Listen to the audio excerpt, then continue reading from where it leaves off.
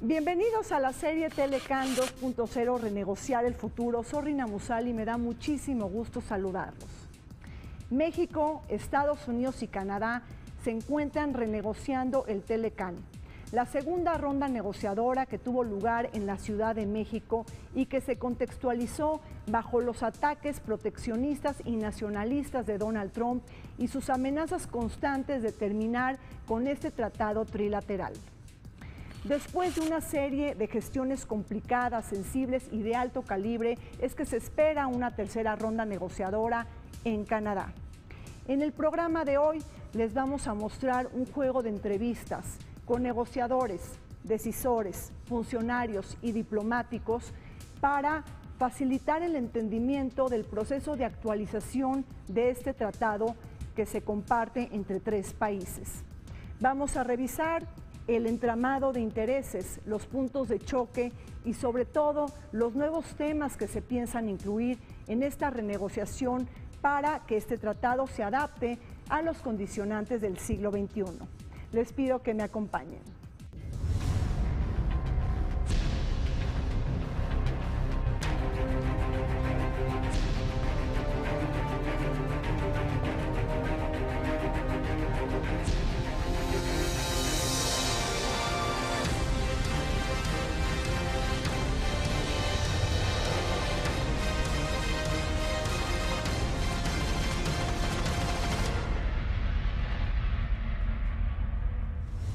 Durante más de 2 décadas, el libre comercio ha estado en el corazón de las relaciones México-Estados Unidos.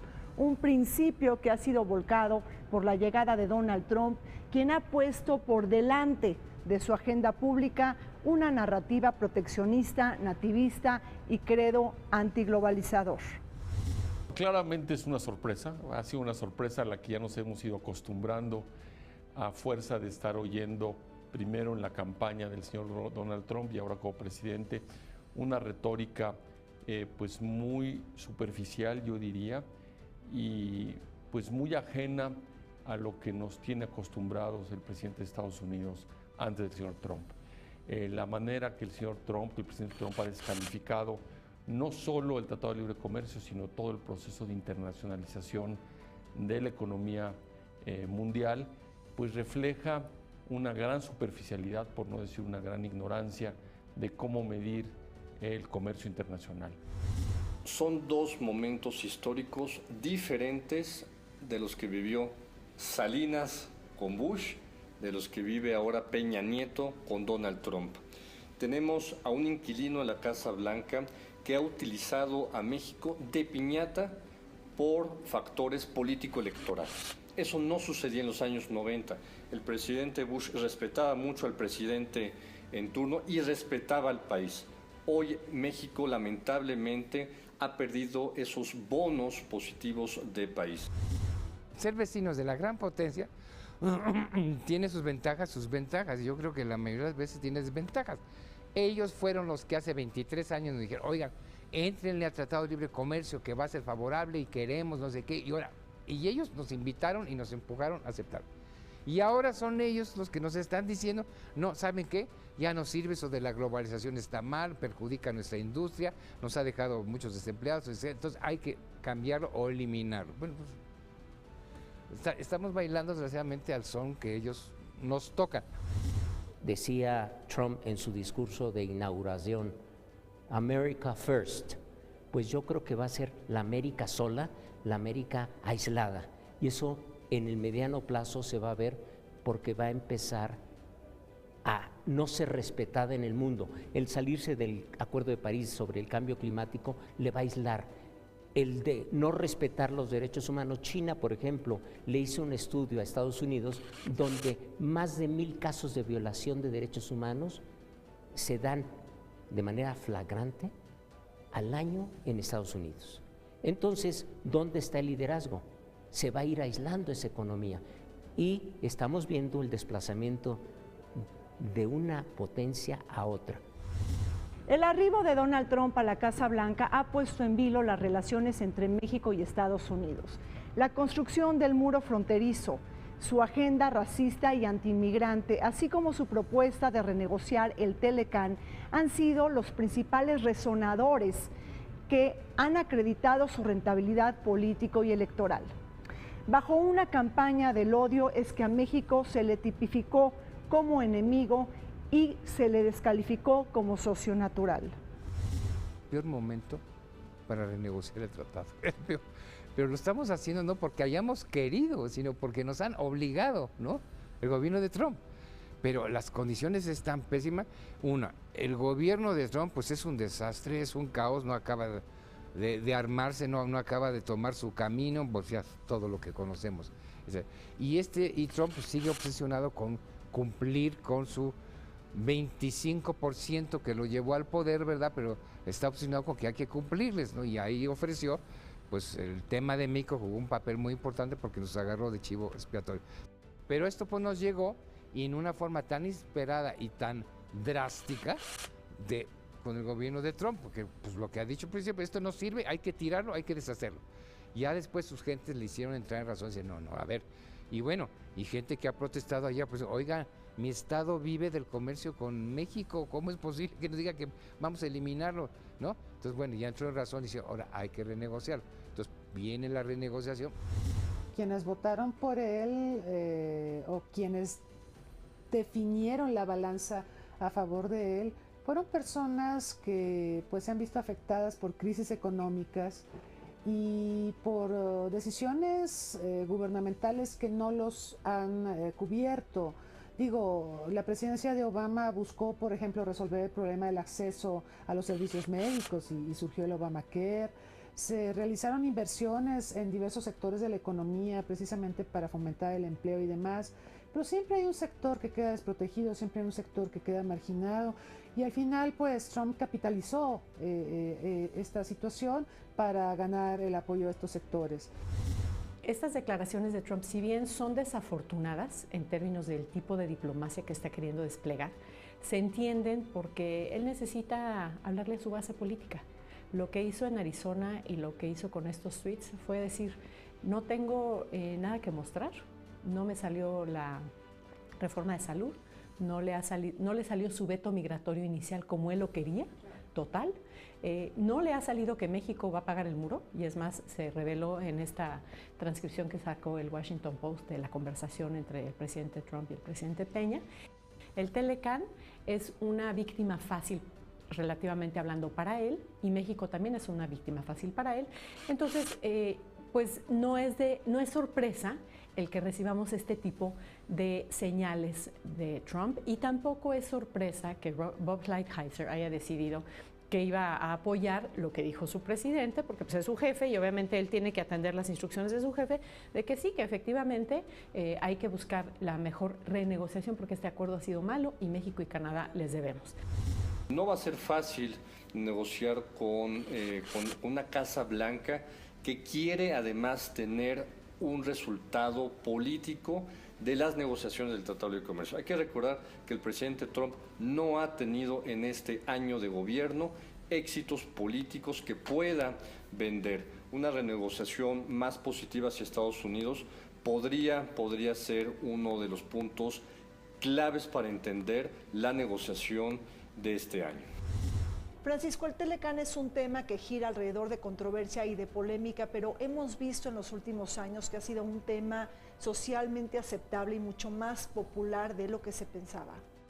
México siempre vio al Telecán como parte de su quehacer cotidiano, como un dado, y me parece que hoy México y sus fuerzas políticas especialmente se han dado cuenta del valor fundamental que tiene.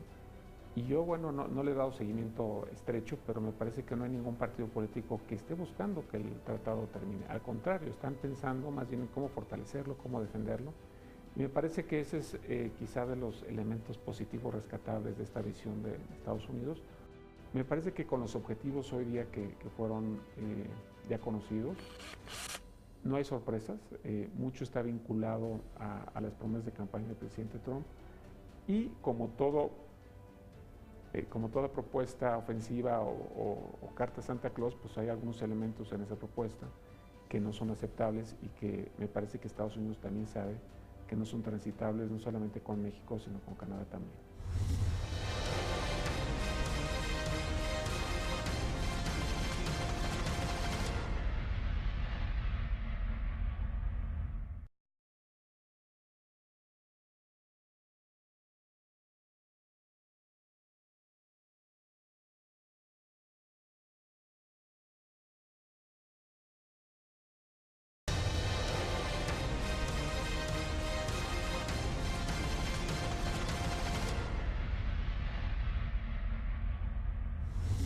México, Estados Unidos y Canadá presentan una serie de asintonías en materia de objetivos renegociadores del TLCAN.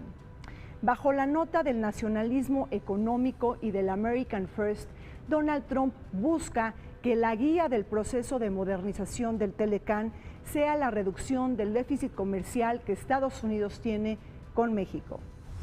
Efectivamente, en Estados Unidos hay un levantamiento contra, no nada más el déficit comercial, que es una medida, sino también contra el hecho de que se han perdido muchas industrias, de que se han perdido muchos empleos.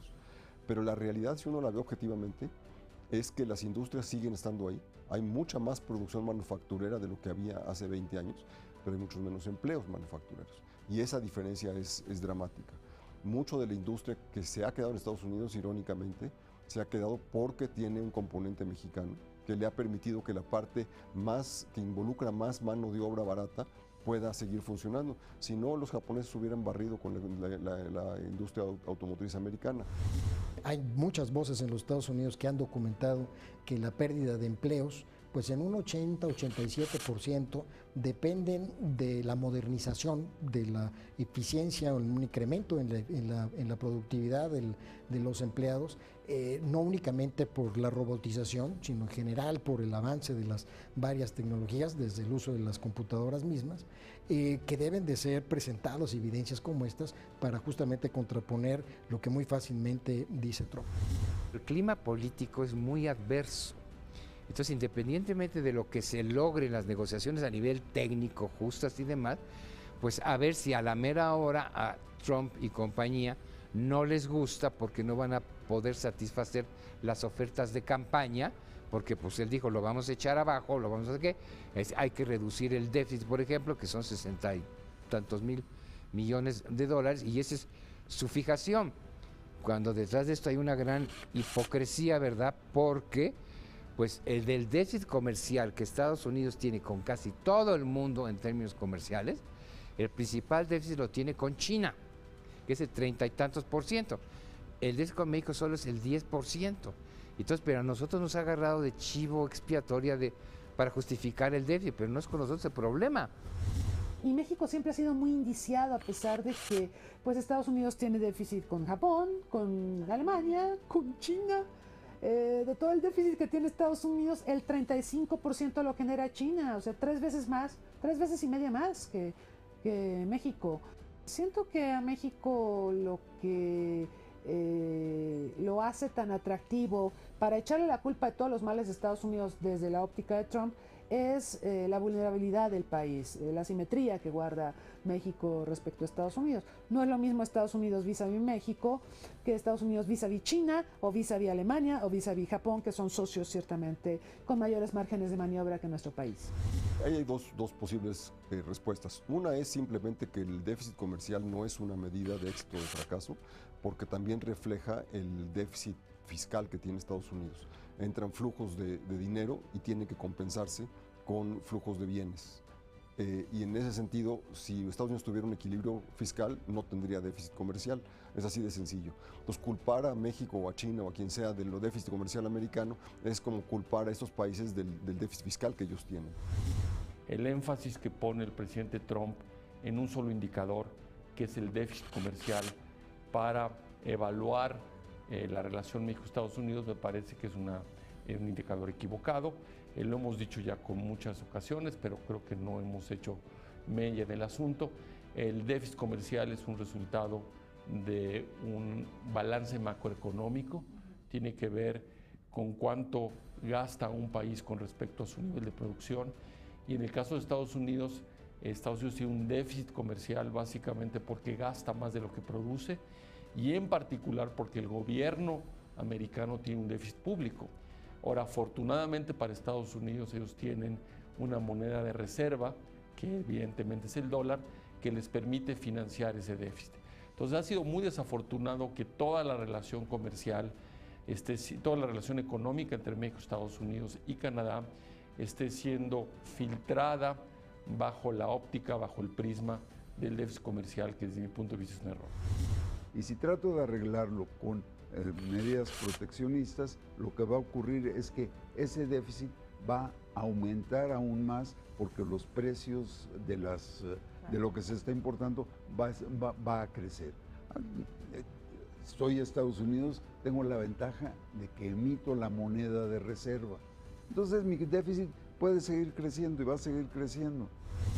Si queremos mejorar el tema del déficit comercial, que creo que no es un tema que pueda atenderse vía el comercio, Estados Unidos tiene que ver otros temas como es su nivel de inversión, su nivel de ahorro, su propia política macro a nivel fiscal y a nivel monetario. No es a través de un acuerdo comercial y menos a través del Tratado de Libre Comercio de América del Norte.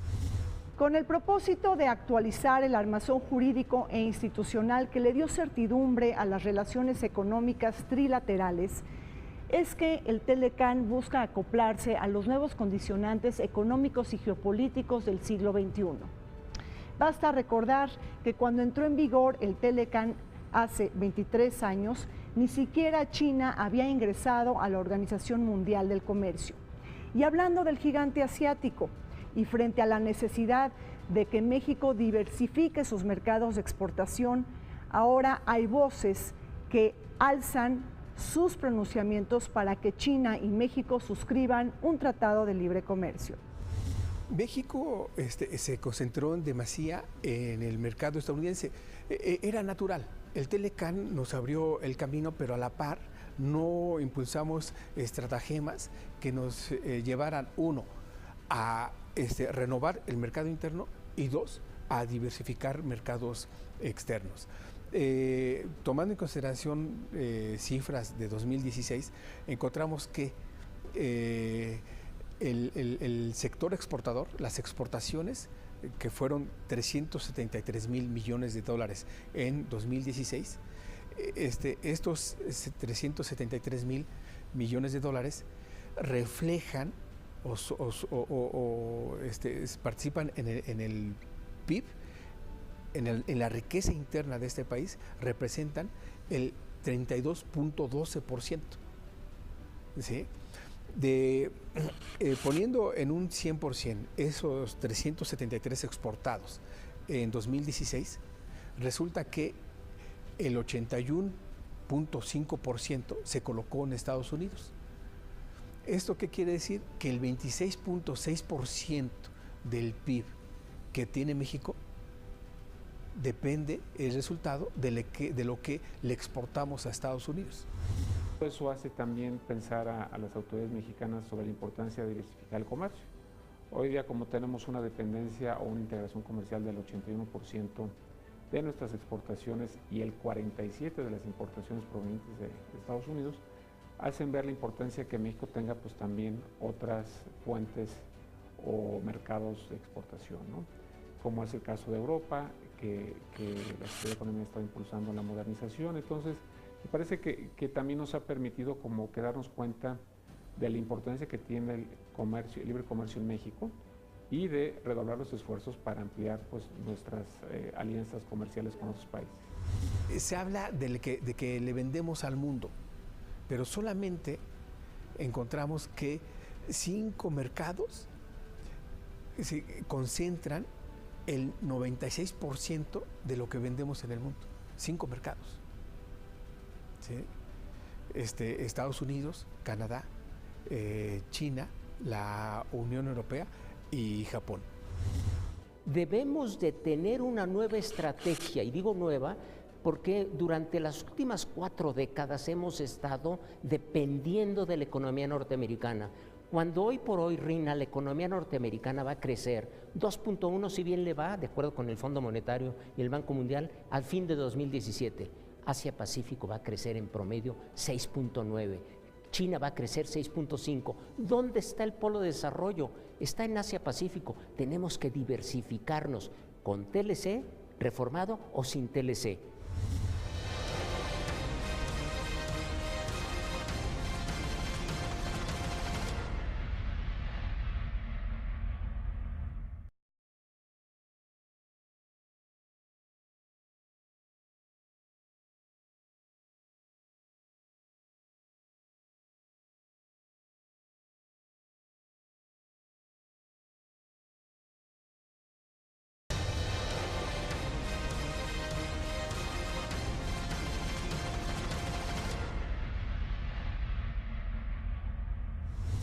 El Telecán se convirtió en una referencia obligada para diferentes negociaciones comerciales y bilaterales. Sin embargo, sus negociadores decidieron excluir temas como energía, derechos humanos y migración. Ahora, bajo el proceso renegociador, los acuerdos paralelos en materia ambiental y laboral buscan formar parte integral del acuerdo. Ojo con estos dos ingredientes que irritan la relación entre México y Estados Unidos, porque Donald Trump acusa a México de dumping laboral y por otro lado privilegia las energías contaminantes frente a aquellas renovables y limpias. Hace veintitantos años, cuando se negoció el TLC, posterior a la negociación del acuerdo comercial, hubo una negociación ya con el presidente Clinton de dos acuerdos suplementarios, el acuerdo suplementario en materia laboral y el acuerdo suplementario en materia ambiental, que no son parte integral del TLC. Una de las cosas que probablemente se podría o se va a explorar en esta modernización, en esta negociación, es incluir las disciplinas laborales y ambientales en la parte integral del TLC. De hecho, esto se hizo en la negociación del TPP, ya fue un esfuerzo en esa dirección y seguramente en este proceso ahora de modernización del TLC, el TPP puede ser una fuente de inspiración para tener en un solo acuerdo, en un solo paraguas, las disciplinas laborales y ambientales y que sean parte integral del Tratado de Libre Comercio. En este nuevo Tratado de Libre Comercio, segunda versión, ya está incluido de manera integral los asuntos de medio ambiente, pero aquí hay una contradicción. ¿Cuál va a ser el enfoque que se va a privilegiar? ¿Las energías fósiles que está protegiendo y proponiendo Donald Trump o bien las energías alternativas arropadas en el Acuerdo de París, que esa es la posición de México ante el mundo? Es muy interesante que Estados Unidos, por un lado, pida en sus objetivos que se incorpore el acuerdo ambiental al Tratado de Libre Comercio de América del Norte, porque hoy en día es paralelo, y por otro lado, y además tengan como objetivo que los países se adhieran a acuerdos multilaterales en materia ambiental, y por otro lado Estados Unidos esté abandonando el Acuerdo de París. El tema estrictamente económico no lo determina el presidente de los Estados Unidos, lo determina el sector privado americano, con ciertas regulaciones y cosas. Yo veo que el sector privado americano está yendo rapidísimamente a viento, a solar, etcétera. Lo está haciendo en innovación y lo está haciendo en implementación de esto. Entonces, bueno, si alguien quiere dar subsidios al carbón y dice que no importa que me echen a la atmósfera, no sé qué, yo creo que es una responsabilidad ecológica en el siglo XXI. Pero bueno, allá ellos. Pero ojo, eso no es política pública, ¿eh? El sector privado está sustituyendo rápidamente de fósil hacia viento, sobre todo hacia energía solar. Con los 22 puntos que este 17 de junio presentó en su agenda la representación comercial de la Casa Blanca, de esos 22 puntos, 9 son temas negociados en el TPP. ¿Sí? De esos temas que están inmersos en ahora la agenda que presenta Estados Unidos en la renegociación del Telecán, temas muy importantes como propiedad intelectual, medio ambiente, competencia, economía digital, la parte laboral, ¿no?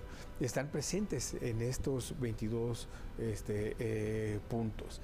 Es ahí donde hay que traer a colación lo negociado en el TPP y que se plasma ahora en el Telecán. Es decir, ese exabrupto de Trump al decir no al TPP, ¿sí? Se revierte. Claramente es el sector de la movilidad de trabajadores de los dos o de los tres países.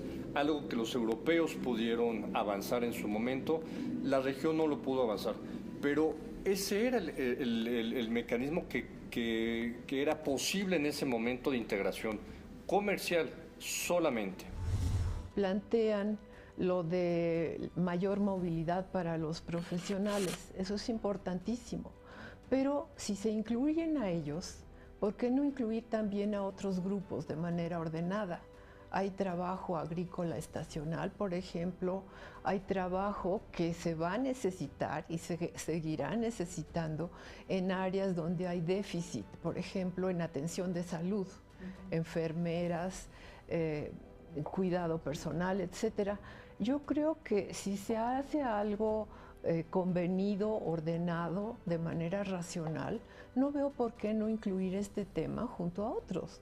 Hay una que faltó de las que ya teníamos, y era que decía que en los 3 países se otorgarán las mismas protecciones al trabajo migratorio, y no decía si documentado o no, es decir, al trabajo migratorio, que las que se otorgan a los nacionales. Yo estoy satisfecho que Estados Unidos cuando menos haya puesto eso en la mesa de negociaciones, porque va a favorecer la búsqueda de nueva distribución de la riqueza. Los salarios hoy por hoy en México están muy mal pagados. Somos el país con salarios peor pagados en la OECD.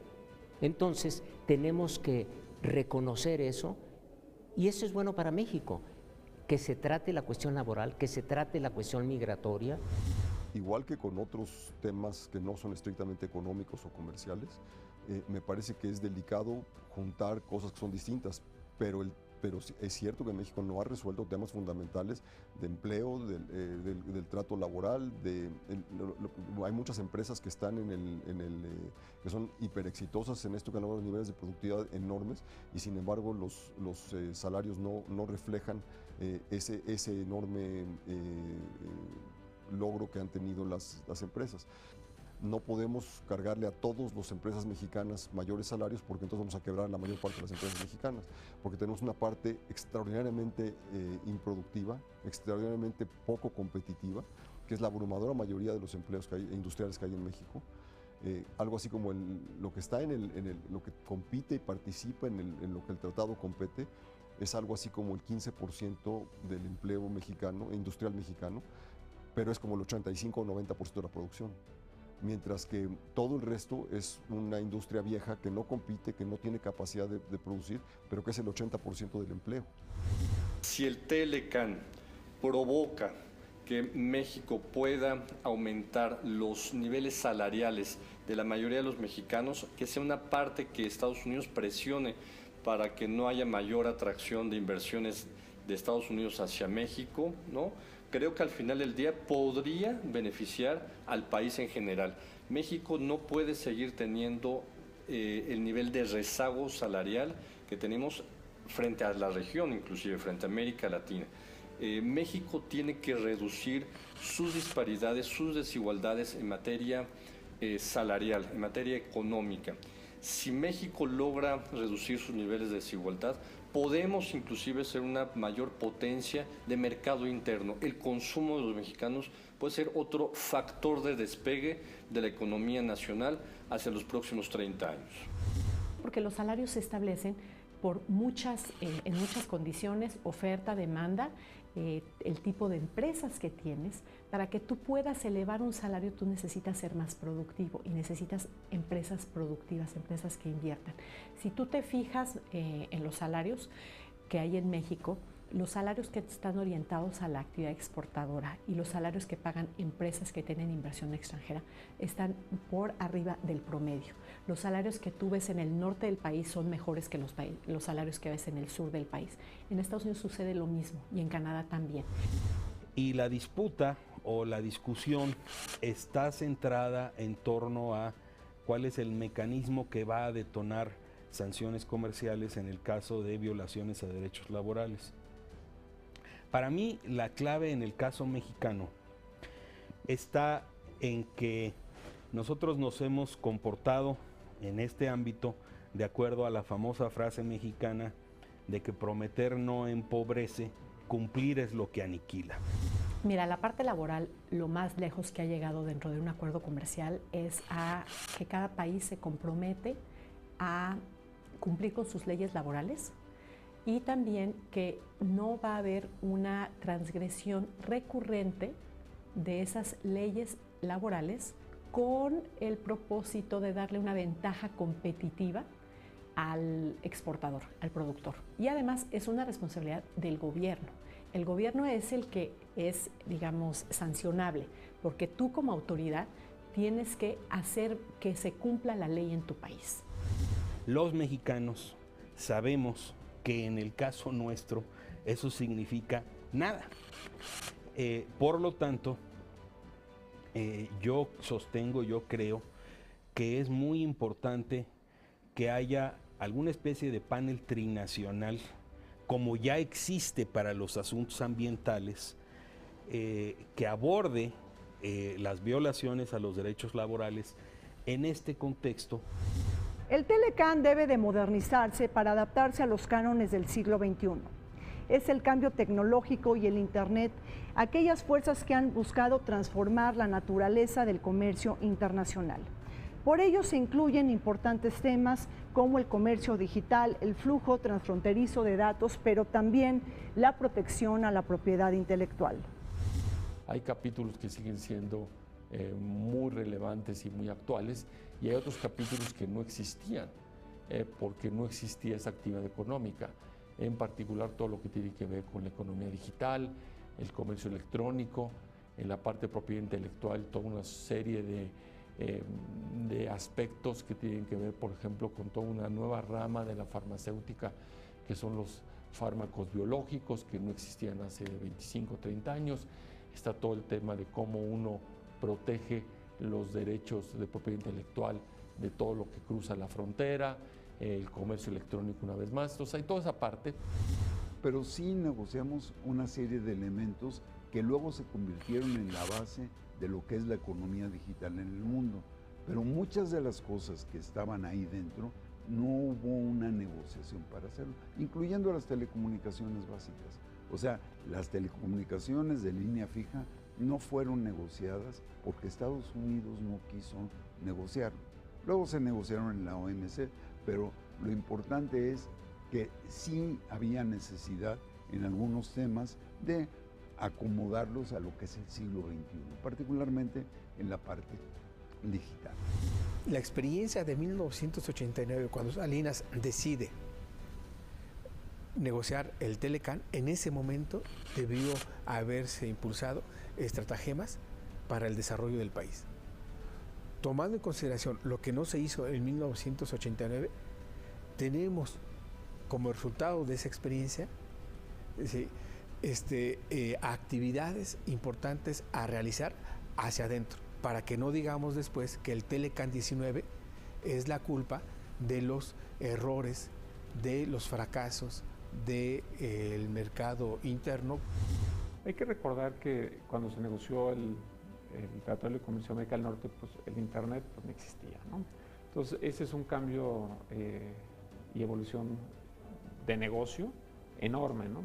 Entonces, desde luego el comercio electrónico es una oportunidad, y el comercio electrónico entendido desde todas sus vertientes, ¿no? Desde la parte de propiedad intelectual, como lo que es el Internet, el contenido de lo que se sube a las páginas de Internet, a los portales, la posibilidad de descargar libros en tabletas electrónicas, lo que es el hecho de poder encontrar mayores mecanismos para facilitar el movimiento de bienes y también de personas. Hoy día es muy común que exista pues, una parte de la población, especialmente la joven, que compre sus bienes a través de Internet.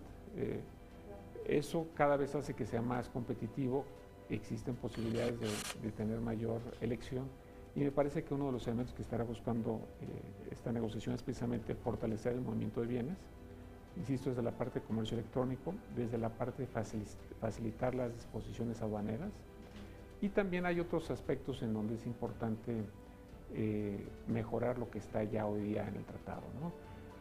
¿A qué me refiero? Me refiero pues, a mecanismos para proteger las inversiones tanto de México en Estados Unidos y Canadá como las de esos países en México. Pero entonces piensa tú, por ejemplo, toda esa parte digital que no está, que hay que meterla. Pero piensa también en que están cosas como los derechos de propiedad de todo ese sector. Google, Apple, etcétera. ¿Quién es el que pierde por no tener un apartado de derechos de propiedad aquí? Estados Unidos. Entonces deberían tener mucho interés en incorporarlo. Pero hay cosas muy interesantes en que, por ejemplo, el mundo digital nos puede dar una ayuda enorme. Piensa tú, un pequeño exportador, una señora en un pueblo que puede exportar 50, 60 muñecas. Las puede exportar, pero si tiene que contratar un agente aduanal no le da.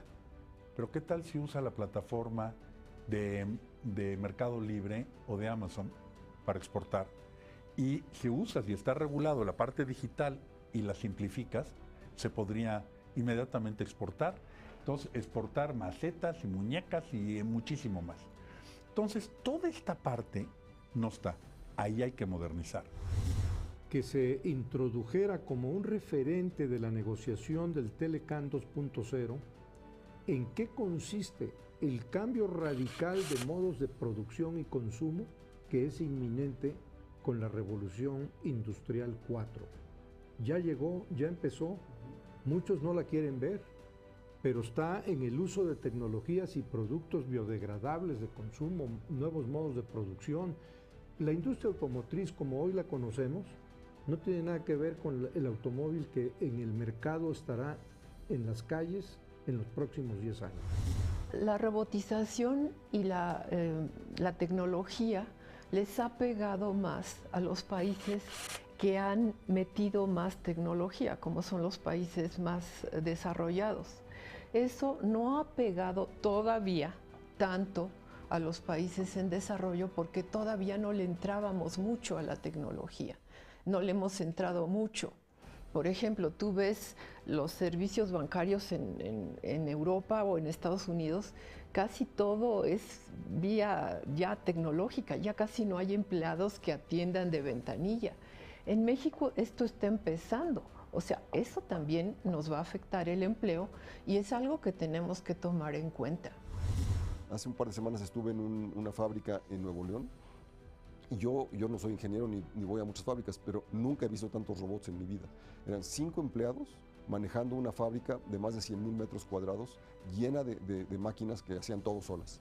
Entonces, eso ya está pasando en México también. Entonces, esto no es un proyecto de empleo de largo plazo para Norteamérica, es un proyecto de integración industrial, pero no es un proyecto de empleo.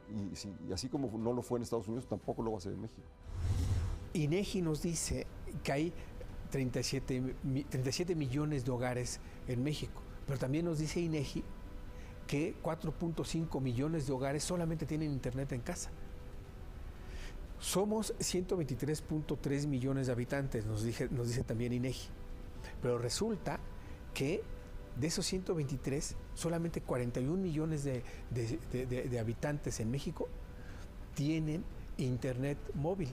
¿Esto qué implica para la economía digital? ¿Sí? Que entonces vamos a encontrar podemos tener dos escenarios. Uno, viene un avasallamiento de empresas digitales en México, o dos, tenemos una enorme oportunidad para, aprovechando la estela de la revolución tecnológica 4.0, meternos de lleno a una sociedad digital, no a la economía digital, no al mercado digital, sino transitar a una sociedad.net. Y entonces transitar a una banda 5.G, avisorando el camino de 6G. Llegan los trabajos a sectores donde hay mano de obra que puede desarrollar ese trabajo. Si tú no estás capacitado, si tú no eres una persona, un recurso humano con las capacidades para entender un manual, para hablar inglés, para poder desempeñarte en una línea de producción, no hay modo de que yo te pueda contratar. Me parece que este ajuste de condiciones del siglo XXI es necesario para continuar con esta alianza comercial de los tres países. De otra manera queda obsoleto.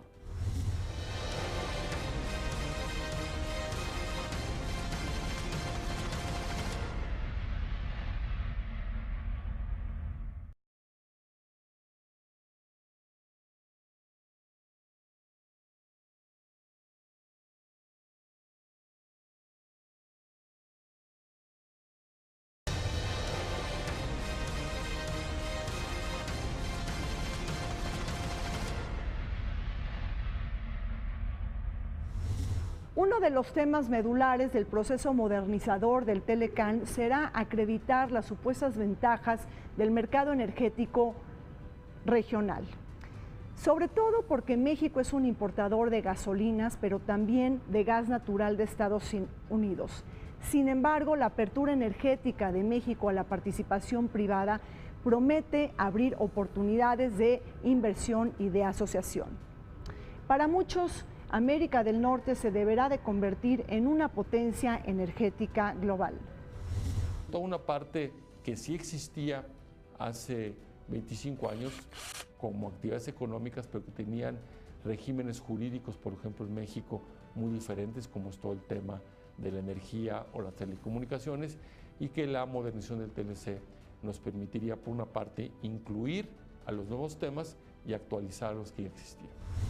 El TLC al final nuestro país lo ha impulsado para abrirnos como economía, para tener instituciones que de alguna manera fortalezcan esta relación comercial. Al momento de meter energía en este esquema modernizador será de gran utilidad para el crecimiento del sector en México.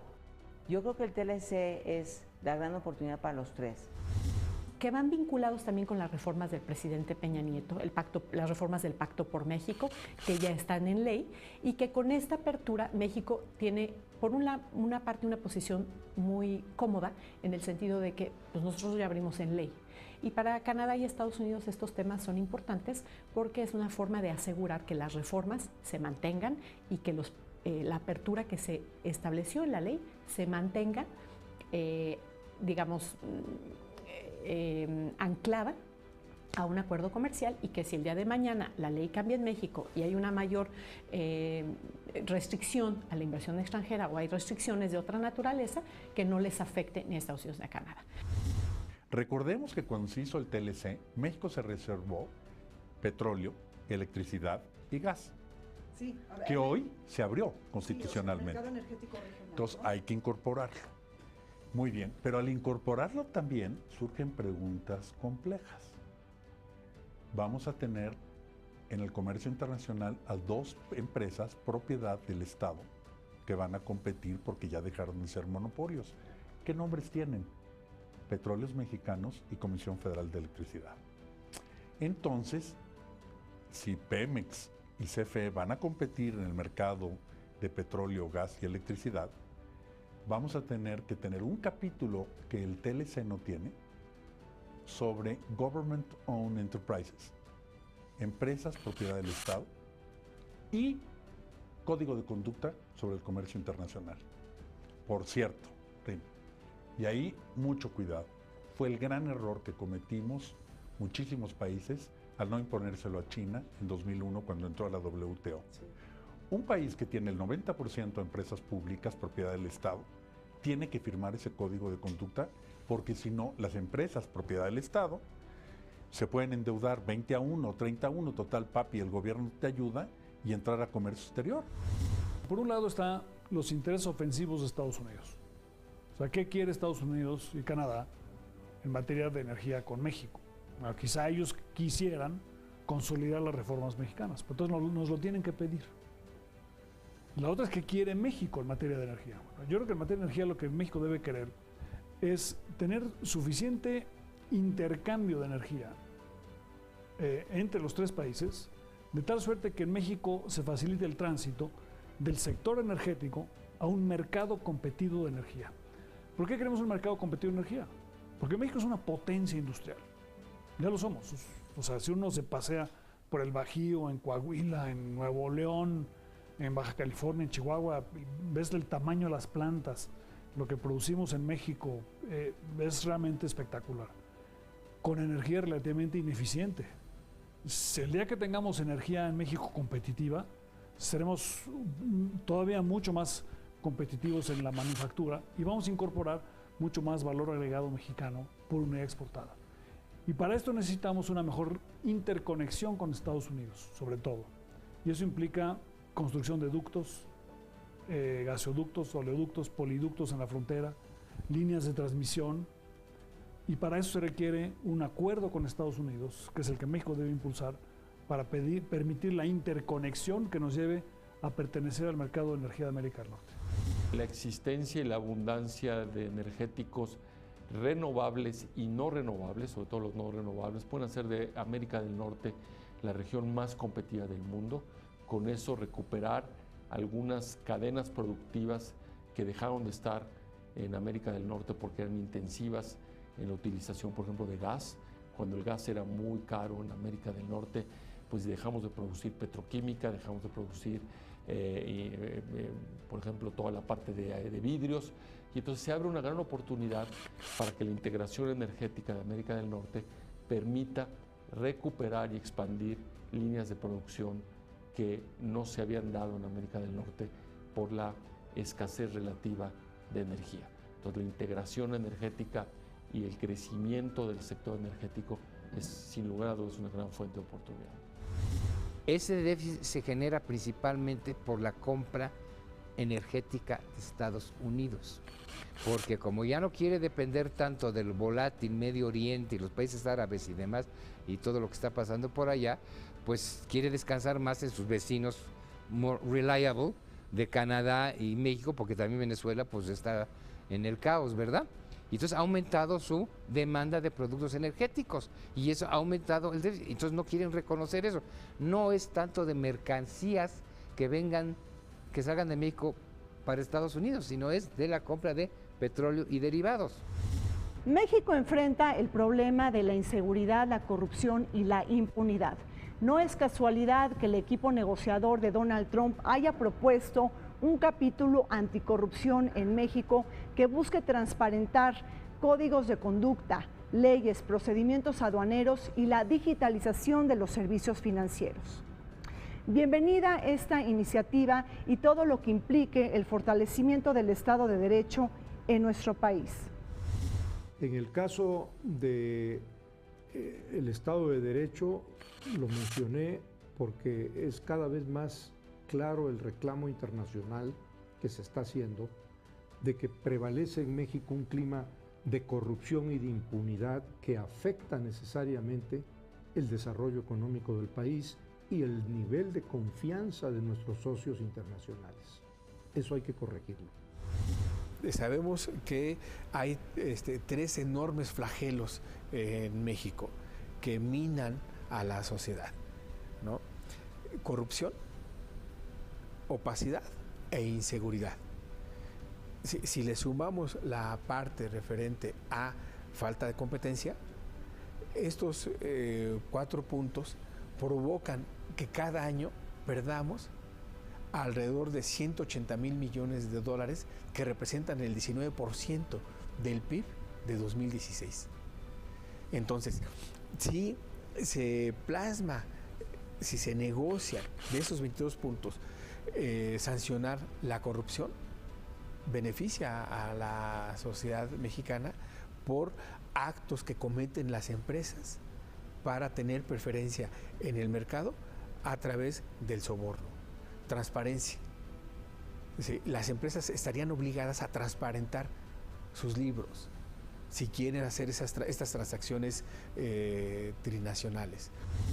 Es de las cosas que tenemos que apoyar, es de las ideas propositivas buenas, ¿no? Buscando siempre me enganchame el Estado de Derecho, luchar contra la corrupción, contra la impunidad, contra la informalidad y contra la evasión y la ilusión. Apostamos a lo positivo y eso es uno de los grandes retos que tenemos como país. Independientemente del TLC, tenemos que tomar acciones anticorrupción. Pues ya existe un primer antecedente a nivel global, que es el TPP, en donde por primera vez en un tratado de comercio se incorporan disciplinas o disposiciones en contra de prácticas pues de la corrupción, ¿no?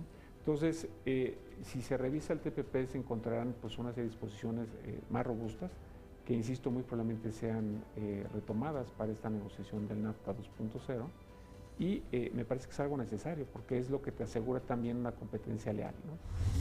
Como tú bien lo dices, yo creo que es una demanda muy sentida y muy importante de la sociedad civil mexicana y del sector privado mexicano, y el mismo secretario Guajardo ha reconocido que todo lo que hagamos en esa dirección será ganar, ganar, ganar como país. Ya olvidémonos del Tratado de Libre Comercio, olvidemos de la cooperación bilateral. Es un tema al que tenemos que entrarle con decisión y utilizando todos los instrumentos que tengamos a la mano. Algunos de esos instrumentos son internos y otros son externos. Si el TLC nos puede ayudar en esa tarea, yo creo que no habría que desaprovechar la oportunidad, porque sin lugar a dudas es de las asignaturas pendientes más importantes que tenemos en México. Queremos apostar al fortalecimiento de las instituciones y también no solo el gobierno, también como sociedad, porque la corrupción no solo es del gobierno y eso apostamos y afirmamos francamente en American Chamber. Eso existe porque hay una contraparte y todos como sociedad debemos trabajar desde nuestra trinchera para que esto se elimine.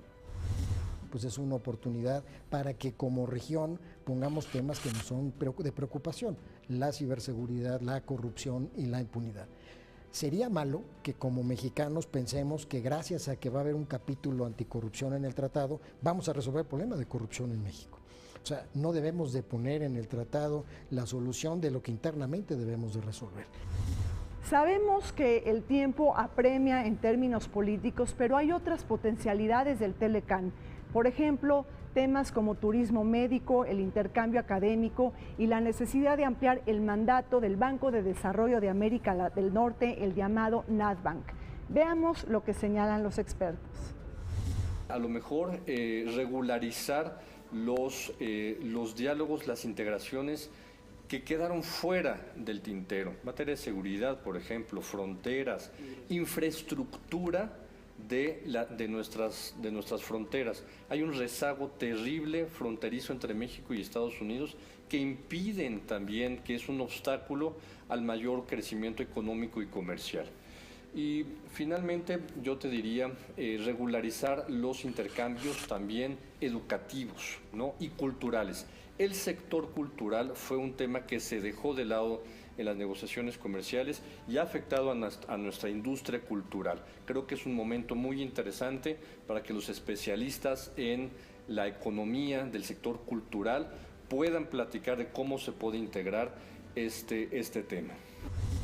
Desde el canal del Congreso, el Poder Legislativo tiene un quehacer muy importante a realizar.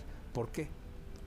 Son 30.6 millones de mexicanos que están entre la edad de 15 y 29 años y que son hacedores de la economía digital, son usuarios de la economía digital.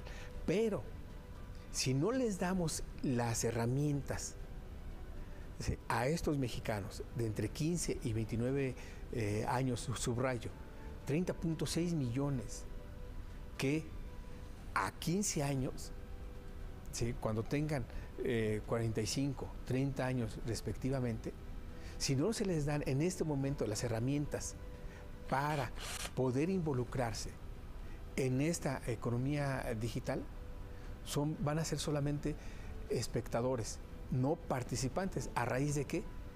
De que la industria 4.0 está transitando hacia esta robotización de la producción.